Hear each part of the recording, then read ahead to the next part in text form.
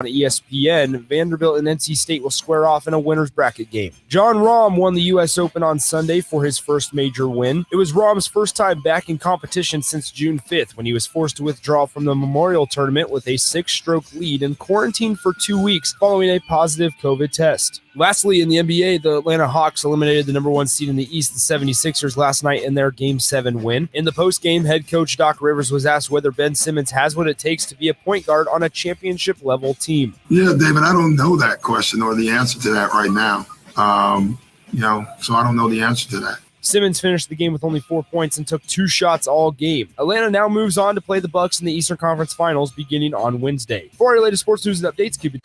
And here we go. You're in the Recruiting Hour on 93.7 The Ticket and theticketfm.com. You're the 2 o'clock. Yes, I am. Here are your hosts, Mike Schaefer and Connor Happer. Brought to you by Bubbles and Blocks.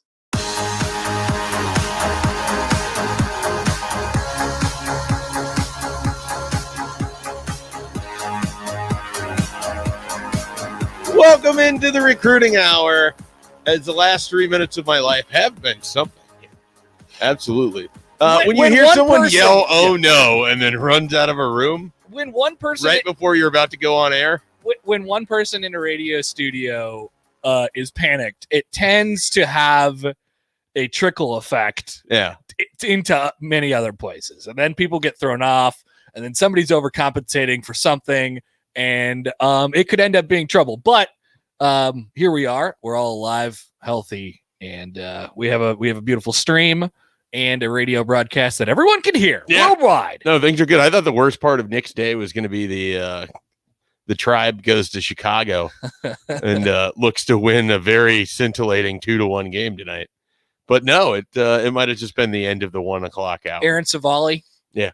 Who has a nickname, apparently. He's called the Chemist. Wow, I like it. Yeah. I don't know what it references, but I love it. Apparently he was going to be a chemical engineer, but was so good at baseball he didn't need to become one. Oh, that's great. So, he's the Chemist. If he was pitching against Kyle Hendricks, it'd be the Chemist versus the Professor. Oh, with the least amount of fastballs over 90 miles an hour thrown in a single game. That'd be a lot of science there. Yeah. I mean, you talk about just building the game of baseball. Fernando Tatis, Vladimir Guerrero Jr., Acuna, Aaron Savale, Kyle Hendricks, baseball. Yep.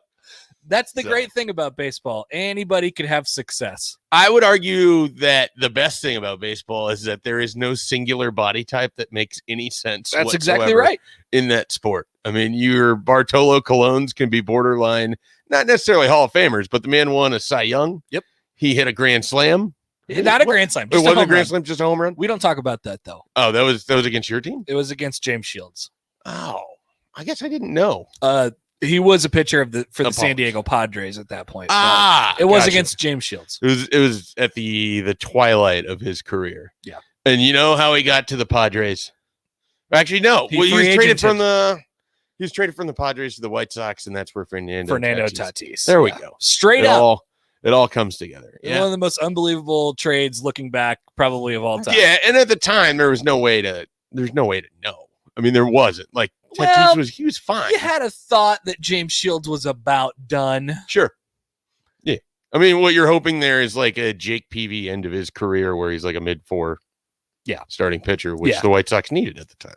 They did not get that. Tatis was like 16 years old. Yeah. And now he's like 21 and one of the best players in baseball. Wander Franco, when he makes his Major League debut tomorrow, will become the first Major League Baseball player born in the year 2001. Awesome.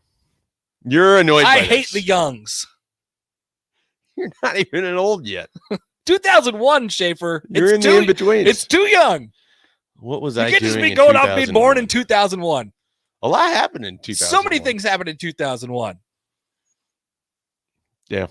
Ichiro won the MVP and the Rookie of the Year. You had the epic Yankees Diamondbacks World Series after 9/11. 9/11. That whole thing. The George Bush throw. Yes. That everyone remembers. I believe the Mariners won 116 games that year. I'm pretty sure Nebraska played Rice. Albert Pujols won the MVP as well, right? Albert Pujols Ichiro. I'm pretty sure that was the MVP. This feels like it was a recent sporkle for you. No, I just remember 2001 a lot. I was just going to say Nebraska was supposed to play Rice the weekend after September 11th, and they got moved to like a Thursday. Yes. I think it was one of the first college football games that was back. Yes. And people Nebraska that were, baseball would have went to the College World Series that year, right? Yes. Yeah. 01-02. Mhm. Been their first College World Series Yep. appearance. That would have been a Shane Comey team. The people that went to that Rice game say the atmosphere was just utterly electric Mhm. beforehand because the emotion that sort of went into that What a time year, period. 2001. Wander What do you Franco knew think- none of it. When do you think Grant Page was born? Let's see. Grant Page was probably born in 2004. Oh. What about Jake Applegate? 2004 or 2003. It'd probably be the same. Yeah. Generally speaking. Those two had a similar Sunday. They both committed to the University of Nebraska. We'll be talking with Grant Page a little bit later today. He wide receiver out of Colorado, committed to Nebraska. And then, of course, Jake Applegate, linebacker. We've settled on linebacker. It is no longer wondering what he's going to play. It is indeed outside linebacker. Jake Applegate out of Lincoln Southeast committed this weekend as well. We might as well just make this our opening splash, which is brought to you by the Pawnee Plunge in Columbus. Just it would have been a terrific weekend to get back for a water park. I drove by the Pawnee Plunge on Saturday, Mhm. went back for my nephew's birthday party, not held at the water park. Big mistake by my brother, Dumb. but one of many that he's made in his life and many more that he'll make going forward. Loud splash, medium splash, soft splash. Medium splash. I feel like the loud ones are like when it's directly on point. Gotcha. Or maybe we just make Friday the loud splash day. Good to know. Yeah, Yeah. you're splashing into the weekend. Yeah, I like that. I like that a lot. So we'll make that the loud splash day. But the Pawnee Plunge looked absolutely packed on Saturday. So people are getting out there. If you haven't done it yet, find a time, get to the Pawnee Plunge, cool off. The heat is here for a while, but the Pawnee Plunge is only here till the beginning of August. So take advantage of it while you can. All right. I mentioned 2 commitments for Nebraska over the weekend. Either of these catch you by surprise, Happer? Maybe Page. I think we all thought Applegate was Mhm. going to happen sooner or later. It's just kind of a matter of when, and it seemed pretty imminent. Yeah. I don't know. But maybe Page. But like we talked about last week, he was one of those names that I think we kind of whittled down to, and now it feels like the race is really on to get in Nebraska's class because they're running out of spots, and so I think guys are going to jump at that opportunity as soon as they can. I don't think it's the halfway point just yet, but you're very close to it with 7 commitments. And so that basically kind of lines up to where the rest of the class kind of slots into some different positions that Nebraska hasn't added yet. And maybe you have a spot or two for somebody like a Landon Sampson. There are commitments or even because they had 4 in the last week, right? 4 in the last They've had 5 this month and then 4 in the last 8 days. 10 days. 10 days. Yeah, something like that. No. Would it be 4 in the last week? Yeah, because you had Torres on Monday, you had Hayes on Thursday, you had the 2 on Sunday. So 4 in the last week. Basically a week's time. 4 and 7 days. So there are commitments or flurries of commitments that feel like, okay, let's get the next domino in here and knock that thing over. And then there are commitments that is like, okay, this is the end of the run. Let's reset here. Which would you categorize last week as? So last week I think was the start of the run, and Okay. I think we're in the middle of it. I anticipate There's still more on this run. So I think I've had 7.5 as the number for the month. That they would, the over under coming out of the month where they have 7.5.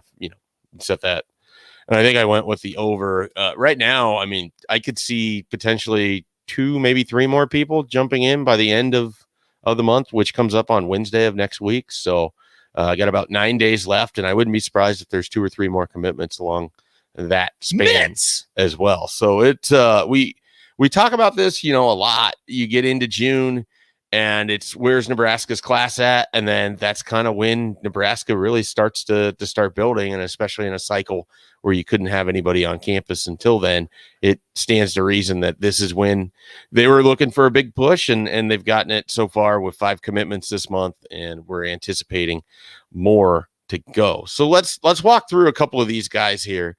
So Jake Applegate, we'll start with him, and then we'll jump into Grant Page, and then I want to talk about the camp that was on Friday night, and the big storyline that emerged out of that, and what was a few other things. So I'm curious about the storyline. yeah, well, you'll have to wait on it. But Jake Applegate.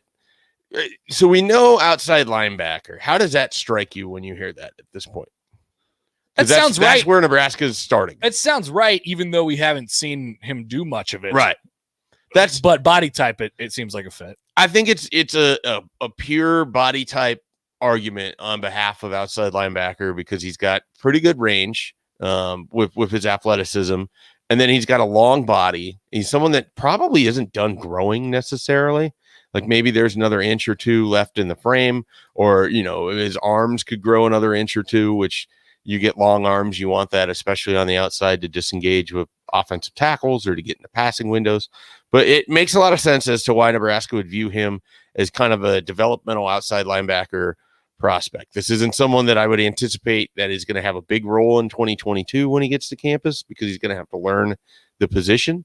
But this is what I think Nebraska has to do for outside linebacker in specific. I think they got to find guys like this, take some chances, develop them, and hope that one of them or two of them or three of them become pass rushing specialists. We've been talking about this for a while. Defense specialists. Yeah, we've been talking about this for a while now. And maybe, so there's two things here.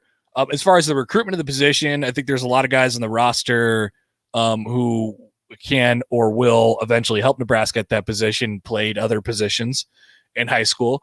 And then the other part of it is when you're actually doing it, when you actually have to put a guy out there on the field, you could piece it together with different skill sets. Yeah. So you don't want to throw in the towel. Maybe one lands in your lap eventually, but Nebraska is not the type of school typically that is going to land a Micah Parsons type in a class, and then they could just have him for the next 2 years before he goes pro, or 3 years before he goes pro. So they have to build it in different ways, and it feels like they've steered completely into that. Yeah, and I think with the point you made about having different complementary pieces is sort of the huge one to remember, is that if you can get a guy that can help you on first and second down, and then you specifically have a guy that comes in to get off the edge because that's what he's good at.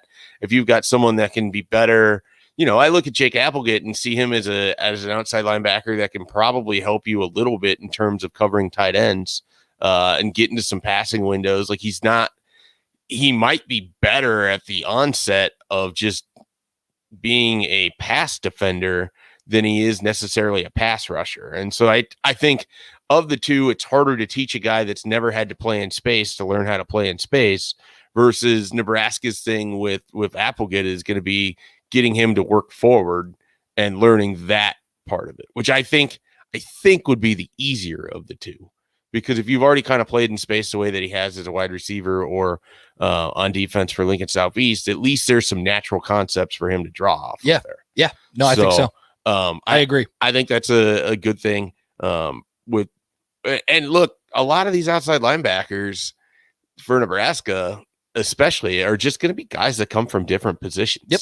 I mean, one of the arguments that was raging over the message board this past weekend was Nebraska needs to just only recruit centers that played center in high school, which is not a real thing. Mm-hmm. Like, I went back and I was looking at the Remington Trophy, and like the last 7 dudes, most of them either were like a tackle or a guard in high school. Some were one was a tight end. One was a defensive tackle that didn't even play on more like an Ethan Piper type, if you will, which is where he was like recruited. And then it's like, well, maybe this guy can do it on the offensive side of the ball. So it's just, I do think that we get a little like typecast heavy with, absolutely, you play this in high school, you couldn't possibly do this in college. I mean, a lot of this is projecting what the body type isn't like right now, but what Jake Applegate looks like in 2023. Well, just look. I mean, look at recruiting profiles, and then put them up against what they look like when they either head into the NFL or they're done with their career at Nebraska. It's a completely different person. They change in a whole bunch of different ways, and the degree of which is what you're trying to kind of project there. Yeah, no, I'm with you on that. It feels like offensive linemen. You'll go the most common one is you recruit them as a tackle, and then they end up being an interior guy or a guard or a center. Because guess what? You might be the biggest guy in your district for high school, but chances are when you get to a college, and especially if you're coming to Nebraska. And like I said, I think I don't know. There's probably a handful of guys who I would look at on this Nebraska roster who were not recruited as outside linebacker, pass rusher types, who will probably get a look there at some point during their career. Maybe not quite a handful. I mean, Javen Wright's already kind of transitioned into that spot. JoJo Doman's he's kind of done that already. I think about a guy down the line like Kobe Bretz or Gifford or Isaac Gifford. That's for sure. Even Feldarius Payne was initially brought in to be a defensive end. Mm-hmm. And then it was like, well, his body type, we can work with this a little bit. And he lost some, and then he lost some weight. Right, you got as there. an outside linebacker. There was some talk of Cam Taylor-Britt kind of roving around the defense at some point. So that was like an idea 2 years ago, which still fascinates me.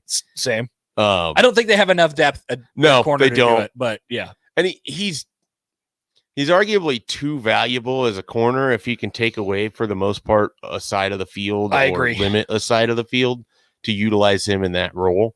But if you just had like an overwhelming amount of depth, if you had throwing him in that role would super be a intriguing. lot of fun. Yep.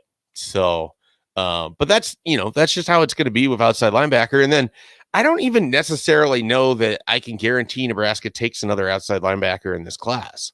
I mean, I think that they will, but I think it could be someone like Tyler Martin, who they had on a visit the weekend prior, who was out at Arizona. And I think it's going to be a Nebraska-Arizona thing, but maybe you start out with Martin sort of like in a Nick Henrich. Could he be either? And then you kind of go where the need is. Mm-hmm. But he's not like a direct outside linebacker in the same way that you might think of it. I want to ask you this question because this feels like it's one of the main takeaways from the weekend from people. And I want to talk about this a little bit on my show today too, but a texter asks, are we in on any more high profile guys, or are they targeting lesser recruited guys so that they think will stick around for 4 to 5 years? I don't think it's not as black and white as that, but yeah. I don't think it's a concerted effort to recruit guys that they think won't transfer. I think they're still very much looking to find guys that fit what they want, profile wise, body wise, projection wise. With that being said, though, the radius thing is really become something to watch. And Eric Shenander talked about that in Columbus last week, and I put the story up on the site, and he basically said they feel more comfortable now about maybe taking a chance on some developmental kids in the area that they like the upside of, because they don't need them to plug and play in the same way that they did in the 2018 and 2019 class. With that being said, you're always going to be at the mercy of what it gives you, right? What it spits out, right? But I did this research, and we'll talk about this more on my show. But did you get between the sheets? I did. Oh, what a weekend for Happer! So average mileage. I did flyover mileage, not like driving mileage, right? So with that being said, I think we all thought the 2019 class was very good, and it was, their kind of cornerstone class. They got 13 guys from inside 500 miles. Yeah. 13 out of 27. And some of the biggest wins in that class, Bryce Benhart would have been in there. Yep. So it's guys from inside 500. Henrich, Benhart, Luke McCaffrey, Jakeem Green. I counted him. It counts, even though Demarion Houston, Jamie Nance, Chris Hickman, Dedrick Mills, Mosai Newsome. Who came up next? Garrett Nelson, Garrett Snodgrass, and Ethan Piper. So you got 4 guys that are basically pretty much assured starters for this season, and then we'll see what Hickman is able to provide. Mosai Newsome is someone I know the staff likes a lot. We haven't seen him much yet because of the depth, but that's a name to file away. And then Garrett Snodgrass, likely a special teams guy, I think, this year more so than anything else. And then at least 4 of them, McCaffrey, Green, Nance, and Houston, are gone. Mm-hmm. So you're going to have a pretty strong hit rate out of that group, though. I would think so. And that's kind of been the way that by the way, is with the exception of so 2021 was weird because without Wyndon Hohuli, the average comes down almost 200 miles. Yeah. On average to 200 miles. So that one, if you just don't include him, which you could, and just make him 600 Well, you just did it based on the December signing. Or you could do it that way too. But 21 was similar. 9 guys from inside 500 and 11 from outside 500. Yep. The averages are relatively interesting as well. In 2018, 838 miles was the average recruit. And that was in no short part because all of their recruiting knowledge was based on Florida and a building for a UCF roster. Mm-hmm. So they, Shenander basically said when they first got here, they had to utilize what they sort of knew, which was Florida versus the Midwest, where they didn't have the relationships quite yet. They didn't quite have things built in the way that they wanted. And that class is gone basically. Right. Which, and there's a lot of factors that go into it, but yeah, I mean, it basically played out in that sense.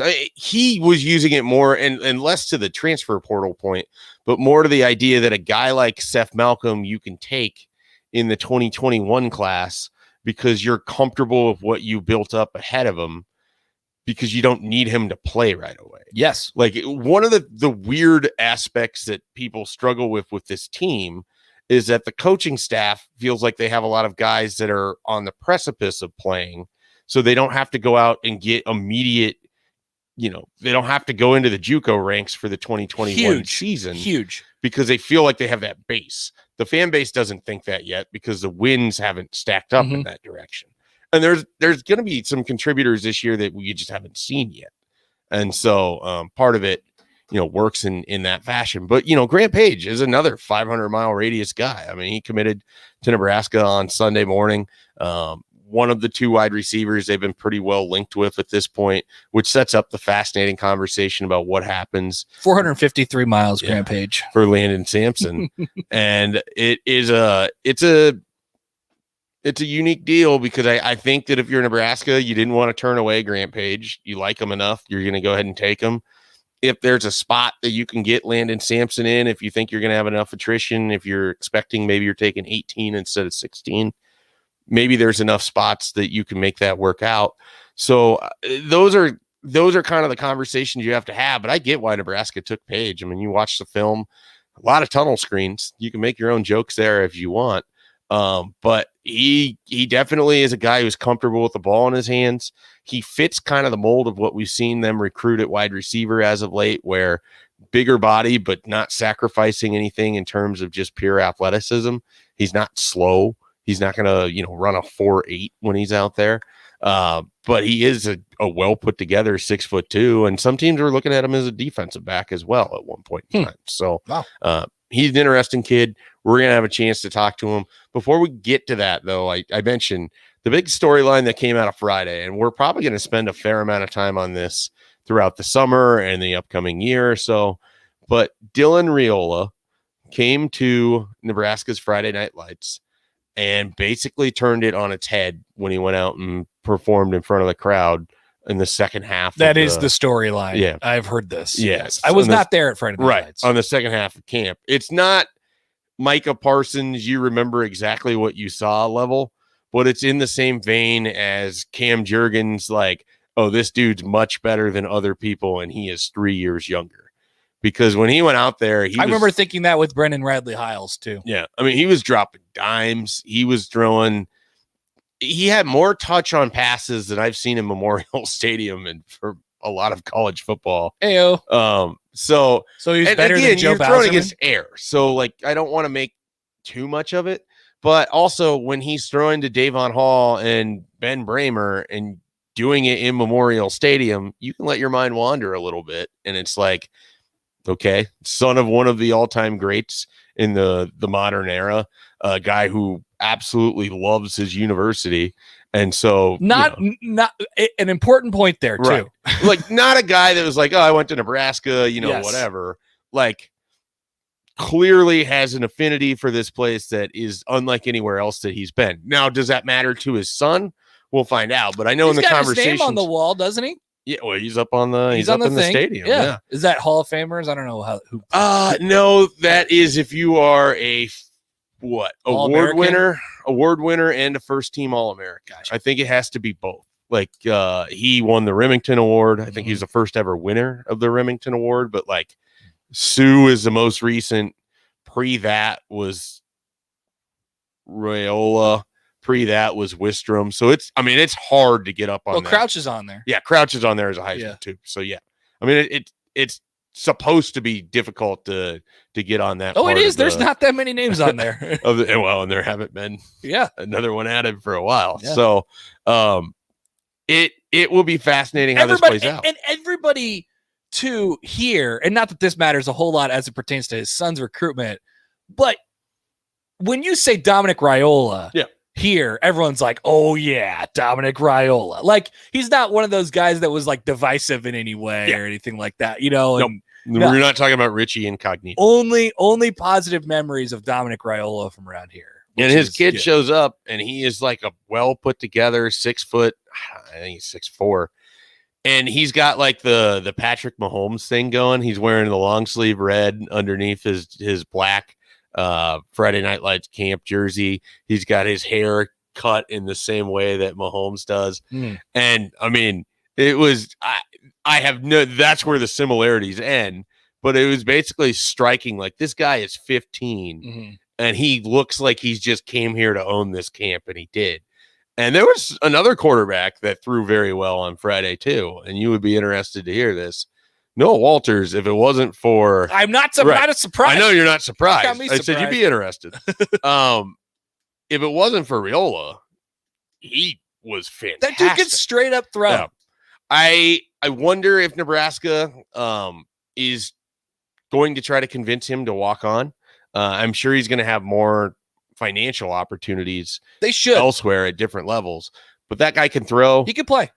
You could tell, like, obviously most of the attention was on Raiola, but you could tell he put some throws where, you know, it's difficult. And then again, you had these receivers come out. You had a couple guys from Chicago that showed up that earned offers. You had a defensive back from Iowa that showed up and earned an offer. And then you have Bramer and you have Davon Hall. And you had some dudes to throw to there.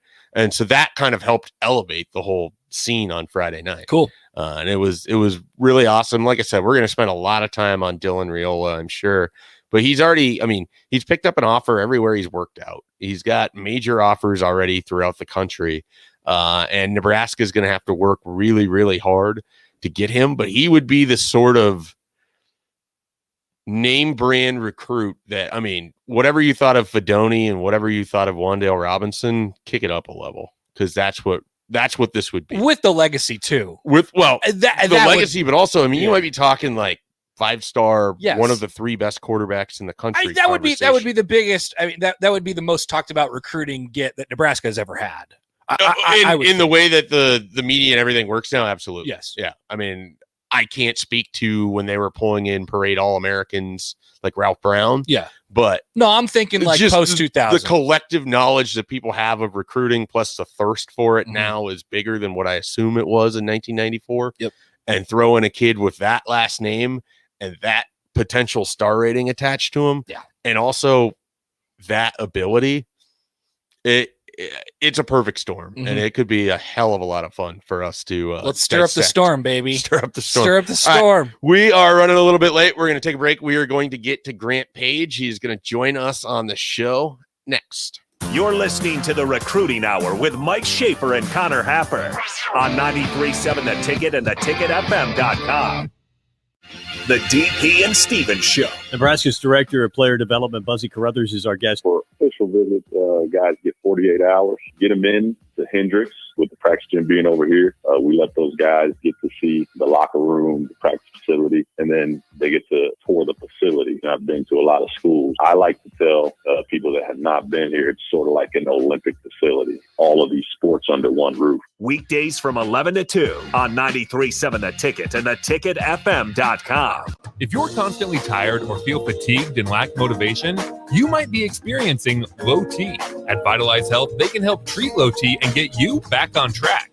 Rami and Jackie have focused their careers on whole body wellness and can help with everything from testosterone replacement to Botox to help the outside match the inside and regain your youthful appearance.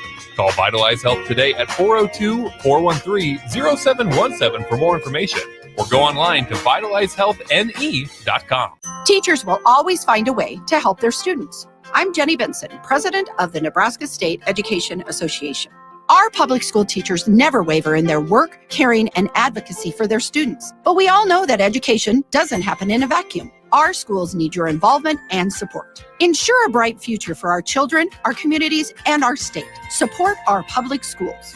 Sponsored by the Nebraska State Education Association, aired in cooperation with the Nebraska Broadcasters Association and this station. Summertime is here and the temperature is rising. Beat the heat at the Pawnee Plunge Water Park in Columbus all summer long. Pawnee Plunge features a full day of fun for the whole family, including the Flow Ride, the only one in Nebraska, a large swimming pool, diving boards, a lazy river, climbing wall, and of course, massive water slides. It's a great place for parties or a great spot to lounge around all day long. Book your party by calling 402-562-4269. Come splash and play the Pawnee Plunge Way in Columbus from May 31st through August 8th. Allo business customers get more than just fast, reliable connections. They get service and support to meet all their voice, data, and TV needs. Because supporting your business is our business. Allo delivers peace of mind with a 100% fiber network, hosted PBX solutions, redundancy protection, and best-in-class service to back it all up. To get your free quote and switch today, visit allofiber.com/workfast or call 402-480-6685. That's 402-480-6685. Wanna bet? Las Vegas is miles away. The sportsbook at Ameristar Council Bluffs is much closer. We're your 50-yard line. Behind home plate. Center court ticket. To real-time odds and over-unders. We've got all the action and the best odds in town. So grab the crew and place all your bets on all your favorite teams at the Sportsbook at Ameristar Council Bluffs. Must be at least 21. Terms subject to change. Gambling problem? Call 1-800-BETS-OFF. Sports betting is legal in Iowa and not Nebraska. 93.7 The Ticket. Fox KFXL weather. Brought to you by Bryant Air Conditioning, Heating, Electrical, and Plumbing. Gradually clearing skies, very pleasant conditions here for our Monday, topping out at around 77. A north wind at around 15. Mostly clear tonight. We'll drop down to 58 for the low. Start to heat things back up as we head into our Tuesday with an afternoon high of 88. I'm meteorologist Tim Wright for 93.7 The Ticket and theticketfm.com. Mike Schaefer here with five-star child care provider Lee Beecher from Bubbles and Blocks. Let's start with what makes Bubbles and Blocks special. We have 3 beautiful locations in Lincoln that provide the safety, security, and reliability you need while also bringing a family feel to each classroom at every location. I also hear some congratulations are in order. Thank you. Yes, we just won the Lincoln Choice Award for Best Daycare and Preschool for the 3rd year in a row. What should people do if they want to join the Bubbles and Blocks family? Call to set up a tour to enroll your child today, or you can visit bubblesandblocks.com to apply to join our team. Back to the Recruiting Hour with Mike Schaefer and Connor Happer. Presented by Bubbles and Blocks. On 93.7 The Ticket and theticketfm.com.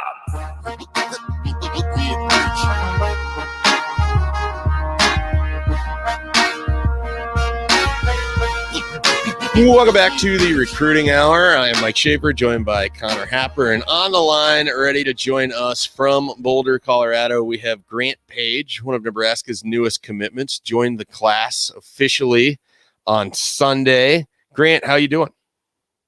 I'm doing good. How are you? We are doing well. Let's just dive right into it.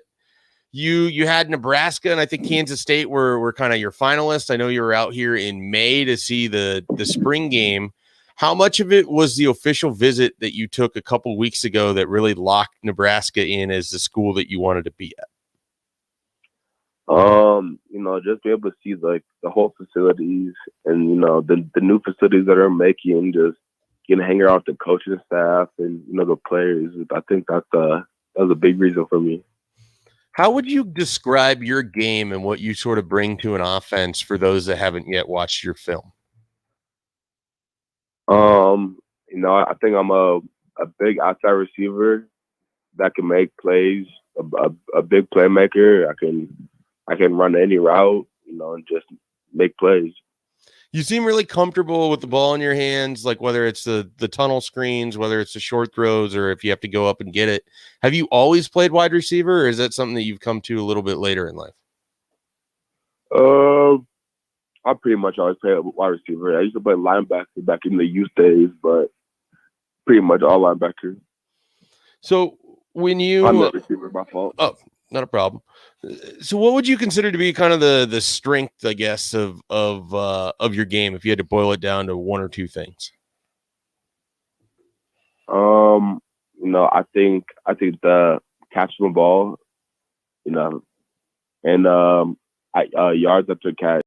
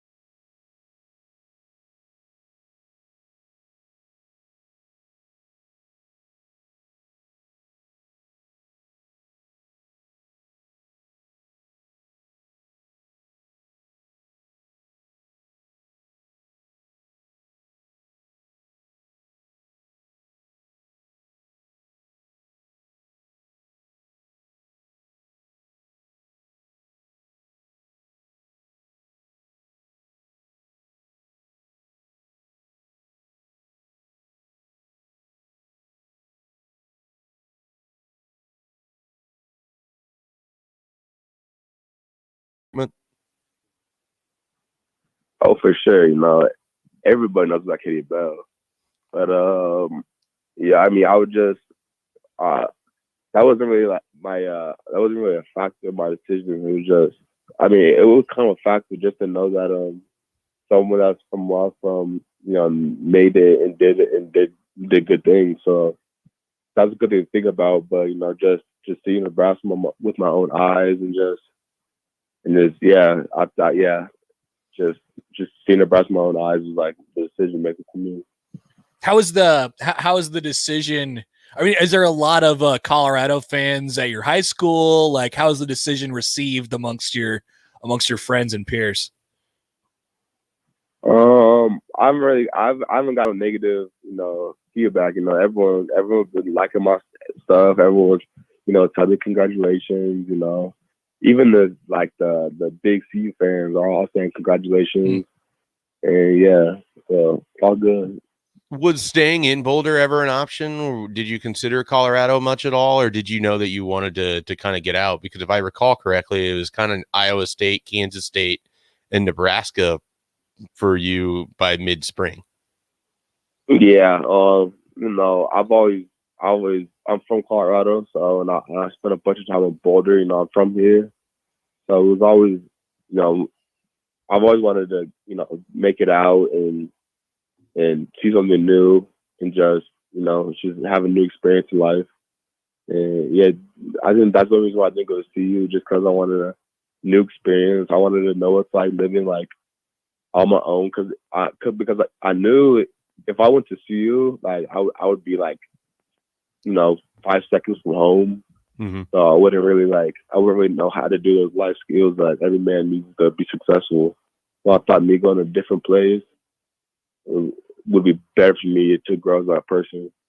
Did Nebraska talk to you about sort of playing defensive back ever, or did they always identify you as a wide receiver? Because I know with your body type and size that some schools would have saw defensive back for you as well. Yeah, it was just all wide receiver. Do you have, is there a NFL player or a college player at receiver that you really like that you try to emulate, or anybody like that? Not really. I really never had a favorite player, but I like Devontae Smith from Alabama. like Justin Jefferson, Jamar Chase from LSU. You know, just those type of guys. They'll always come on, fun to watch. Very nice. Have you had a chance to talk with any other commits in Nebraska's class? I know that you just joined yesterday, and then Jake Applegate did as well, and so there's 7 of you now. Have you had any kind of like text conversations or in-person conversations with anybody else that's in Nebraska's class? I talked to Ashton Hayes. We're on the official together, so yeah, we kind of formed a little relationship right there, and then that's pretty much it. Yeah. Do you anticipate you'll try to get over to Lincoln a couple times in the fall to see games if your schedule sort of allows with high school games and everything? Oh, for sure. What do you remember of that spring game visit? Like just kind of seeing what was a game like atmosphere, even though it was just a scrimmage. Yeah, I thought it was crazy. It was just, it was really crazy to me just to see how many people show for a spring football game. So. Yeah, it was really cool to see. What do you got for the rest of the summer now that you're committed? You don't have to worry about recruiting anymore, and you can just kind of turn your focus to either enjoying the summer or getting ready for the upcoming high school football season. What else do you have going on? I'm just gonna keep working. We have workouts every day for football, so I just been doing those, and I'm about to go to Florida. Just for relax. It's been a long couple of weeks. So I think it's been nice to give myself a little break, a mental break and physical break. Then just come back and just get back to work and just keep grinding. Last thing for you, what's something you want to work on this off season to try to be better at for next fall? I want to work on everything, every part of my game, and just my leadership. I got to be I'm one of the team's leaders, so I got to just be the best leader I can be, and that's probably the main thing I'm working on the most. All right, Grant Page, everyone, we appreciate it. Thanks for your time today, and we'll try to get you on sometime during your senior season, see how it's all going. Yes, sir. Thanks so much. All right. Grant Page committed on Sunday. Nebraska's second wide receiver joins Victor Jones Jr. in the class. He is, I think, the 5th offensive player. Nebraska has a quarterback, a running back, 2 wide receivers, a tight end, so 5 on offense, and then 2 linebackers, Ernest Hausman and Jake Applegate. So good stuff catching up with Grant Page there. He was the 6th member of Nebraska's class. They now have 7. Yeah. And I kind of forgot that Ashton was on the same visit. So Nebraska's gotten 2 out of that weekend now. They got 2 out of the first weekend with potentially still more to go. They got 1 out of this last weekend. And we can kind of dive into James Mons and Nathan Vale a little bit when we come back. But so far, very successful June. You're hitting on some of these official visits, and Nebraska's set themselves up pretty well. I'm interested in the Colorado piece. I didn't want to drive that home too much there, but I mean, he's from Boulder. Nebraska will go back to Boulder in 2023.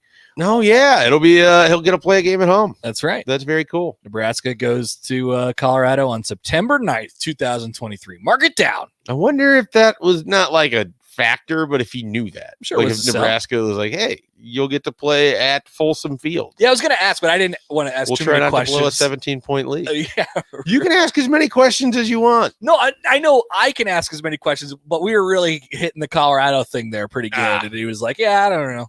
Yeah, so yeah, I was like, fair. "Okay, that's fair." All right, let's take a break. We'll come back. You can decide whether you want to talk about Lincoln or Boulder today.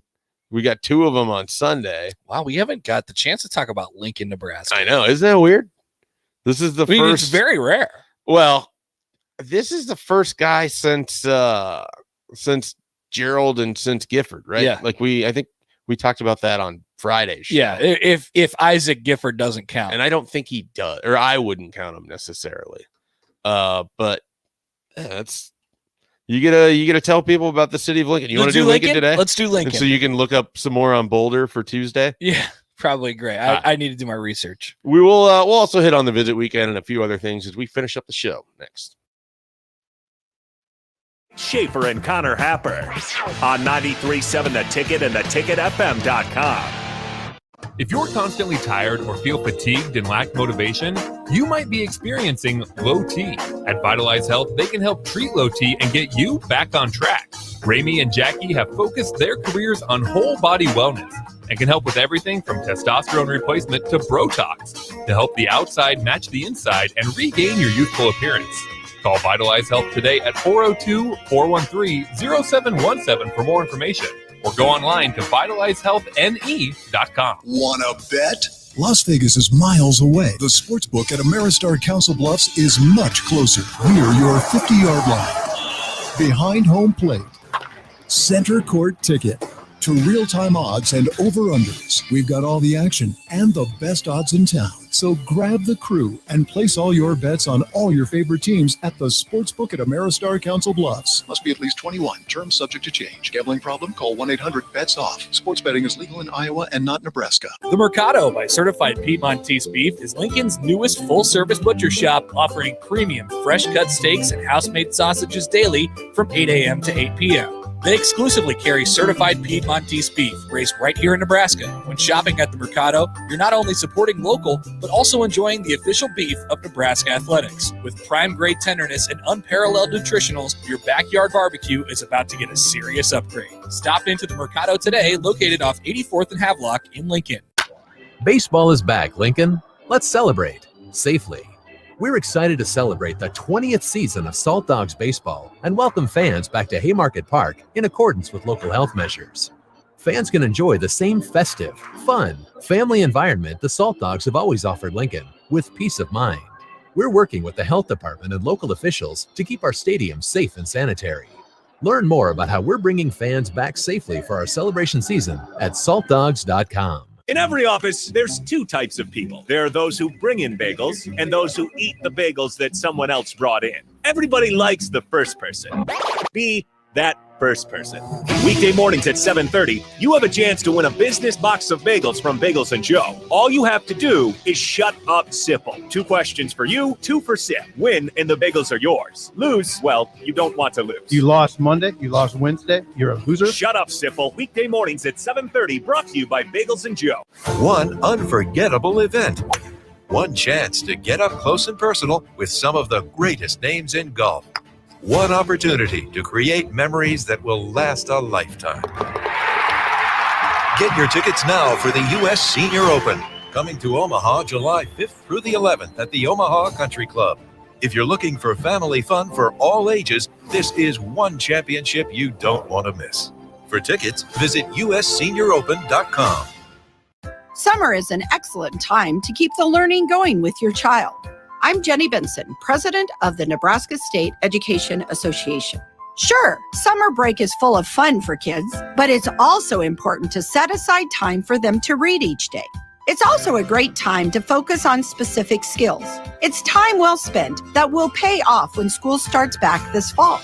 Sponsored by the Nebraska State Education Association, aired in cooperation with the Nebraska Broadcasters Association and this station. Listening to this Allstate commercial about savings might be the hardest thing about getting those savings. Save for simply becoming an Allstate customer. Save more for adding DriveWise. And save even more for driving safely. Visit allstate.com or contact your local agent for a quote today. Allstate. Minimum effort, maximum reward. Not available in every state. New customer savings based on early signing discount. DriveWise is an optional feature. Savings vary based on how you buy. Subject to terms and conditions. Allstate Fire and Casualty Insurance Company and affiliates. Northbrook, Illinois. At Mountain Dew, we support the best and baddest disaster relief group in America, Team Rubicon. To show our support of Team Rubicon, Mountain Dew put in $1 million. And now you can help Team Rubicon too. Look for specially marked Team Rubicon bottles of Mountain Dew, Diet Mountain Dew, and Mountain Dew Zero Sugar. Enter for a chance to win weekly prizes at MountainDewTR.com and donate to Team Rubicon. You'll earn exclusive rewards when you do. No purchase necessary. U.S. residents 18 and older. Subject to rules at MountainDewTR.com. Ends 10/3/2020. Don't you feel so free out here on the lake? Not as free as this soda. Where'd you get free soda? Casey's. Buy 4 fountain drinks, 5th one's free. I love free. Bought this jerky, got this free donut too. And these chips could win me a free Lee Brice concert here in our town.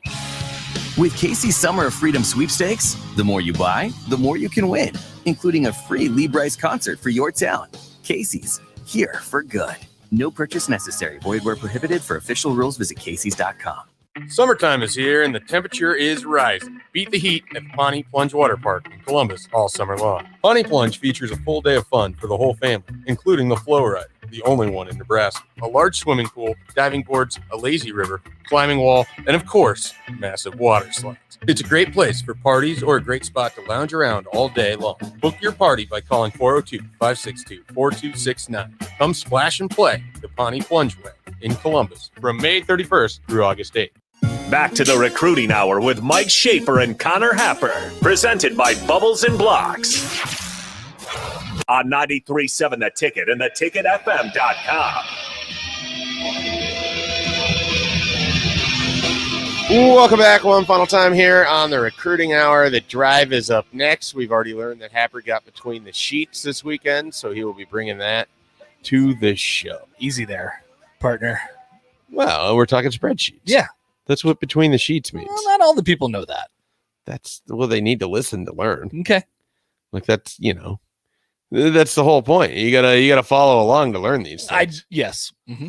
So, I mean, if you want a disclaimer every time it's said, we can do that. For whatever reason, that one seemed extra weird. I don't know why. I'm not sure why. This from Backdoor Thor over here. Hey. Yeah. Yeah. People know what that means, though. Do they? Do they? Yeah, people know what that means. All right. So Nebraska had several visitors in this weekend. Ernest Hausman already committed. Jake Applegate did commit. Also had James Mons and Nathan Vale, two defensive backs. Both of them had good visits. Both of them are taking another visit this weekend. Duke for Nathan Vale, Wisconsin for James Mons. Both of them could be making a decision in the month of July. I think Nebraska's in an okay spot for Mons. He had a really cool photo that he took where they took down they have those, if you've never been in Memorial Stadium inside the athletic department structure of it, you may not know that they have these sort of oil painted pictures of every All-American that has played at Nebraska. Wander Mons was an All-American.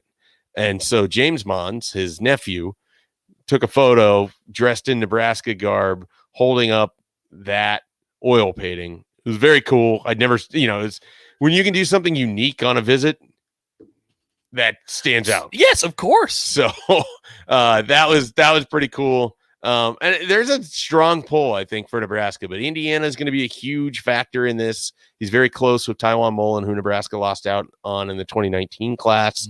Taiwan Mullen's younger brother just committed to Indiana.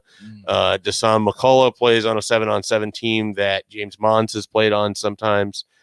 So there's all these kind of connections to Indiana, but I think Nebraska is going to be in a good spot. Wisconsin coming up could dictate some of that too as well. And then Nathan Vale was much tougher to read. I only exchanged messages with him, so I don't have as strong of a feel there, but he really liked his visit, really likes, Shocker, got along great with Miles Farmer and Quentin Newsom, two guys that universally every recruit that has spent with time with. Yep. Generally, these recruits also from Georgia. Funny how that all works, but he loved those dudes. The secondary tends to recruit pretty well as a unit, so not surprised to see that.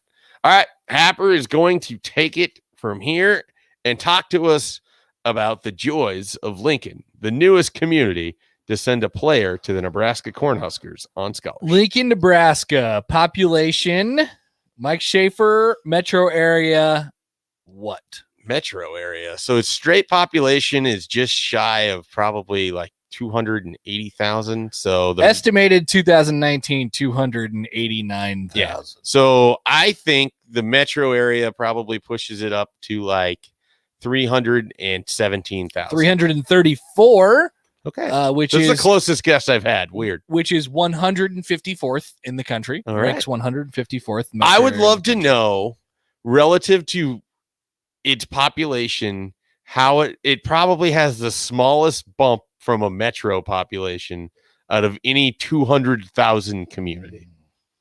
It lacks the suburbs that you would see in many of the other similar sized. Well, they're ranked population wise 145th. Yeah. And then metro it's 154, so it's not that big of a. It just feels like compared to other communities, like Lincoln is larger in its sprawl. Well, it's larger in its population of like its direct population than say Salt Lake City, but its total area population much, much smaller. What do you call people who are from Lincoln? Lincolnites. That is true. That is the correct phrase. It is the state capital. It is. Of Nebraska. People forget that. I don't think they do. There was a couple other interesting factoids that we may or may not know. Yeah, a lot of stuff about climate. We get it. Hot, cold. There was one that I wanted to actually read the start of. It was like, I think the history or Was something. it about George Norris? Lincoln was founded in 1856 as the village of Lancaster and became the county seat of the newly created Lancaster County in 1859. Village was sited on the east bank of Salt Creek. Yep. The first settlers were attracted to the area due to the abundance of salt. Big salt town. Once J. Sterling Morton developed his salt mines in Kansas, salt in the village was no longer a viable commodity. Captain W.T. Donovan, a former steamer captain, and his family settled on Salt Creek in 1856. So I guess that would be the guy responsible for basically the founding of Lincoln. I was trying to find sister cities, nothing on there. Television radio stations, Lincoln boasts several, none of which are 93.7 The Ticket, as of course our tower is in Firth, Nebraska. We are not licensed to Lincoln, Nebraska. That's a unique factoid. Mm-hmm. I didn't know that. Many radio stations, none of which are yours truly. All right. What else do you want to tell the people about? Although Lincoln? we do serve Lincoln, Nebraska, of course. We serve everywhere if you have the stream. There's the a thing at the page on the bottom of the page. It says "See also," like these other pages you might enjoy if you enjoy visiting the Wikipedia page of Lincoln, Nebraska. The first one is Charles Starkweather. Ah, yeah, yep, notable Lincolnite. Not great. No, not one of our proudest. Infamous, probably more so than notable. Yeah. But Starkweather would be kind of a serial killer. Starkweather is a tough last name to have in this town. Yeah. So he wasn't a serial killer. He was a rampage killer, A right? spree killer. There it yes. is. There's the distinguishing term that we needed. Yes. All right. Thanks, everybody, for joining us here on a Monday. We'll be back tomorrow. More recruiting. Busy time. Enjoy it. In every office, there's two types of people. There are those who bring in bagels and those who eat the bagels that someone else brought